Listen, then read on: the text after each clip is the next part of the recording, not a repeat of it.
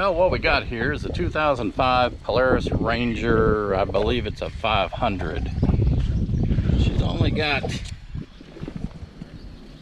487 hours on her. However, she's a little old. And what my problem is, she'll start just fine. Pull the choke, and she'll idle. And she's warm, and meet Dixie. She's a little old. The minute I put the choke in, she slowly dies. So we're gonna see if we can't fix that. Well, here we are in the bowels of the beast.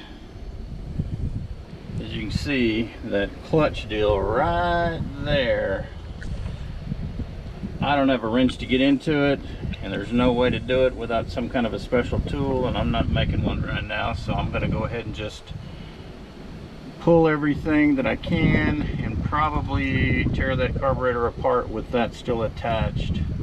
We'll see.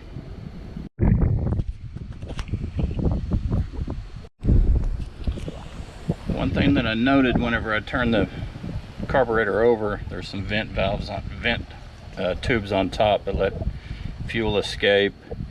Anyway, it smelled pretty varnished, and the fuel's really not that old, maybe 30 days, 45 days, but who knows with the new ethanol gas how it ages. Well, let's take out the pilot jet and see what happens.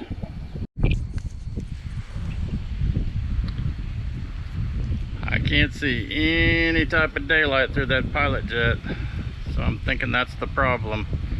Let's get her cleaned out and see if we can see anything once it's cleaned up. Well, got the pilot all cleaned out. It was clogged. So we're gonna put her all back together and see what happens. Wish me luck.